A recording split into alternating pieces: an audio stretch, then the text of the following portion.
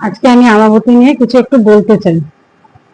ও আমাবতী চলছে, কম বেশি সবাই জানো, ঠিক আছে। আর ফোন খুললে তো দেখতেই পাচ্ছি যে নানান রকম ভিডিও, নানান রকম ফটো পোস্ট করছে, ভালো লাগছে।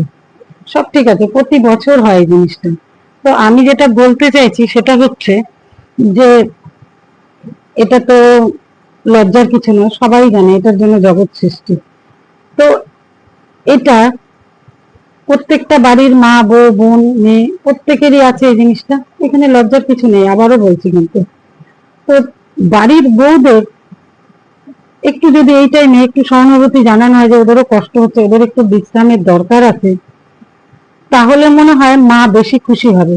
জগৎ জননী মা তো, মা বেশি খুশি হবে যে আমার সন্তান এই অবস্থায় একটু বিশ্রামে আছে। কারণ প্রত্যেকটা মাই চায় যে আমার সন্তানরা বিশ্রামে থাকুক, একটু ভালো থাকুক, একটু সুস্থ থাকুক। কিন্তু সেটা কিন্তু ম্যাক্সিমাম বাড়িতেই হয় না।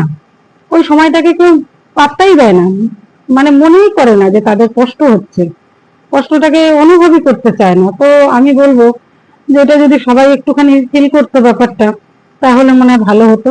যাই হোক, আর বেশি কিছু বলবো না।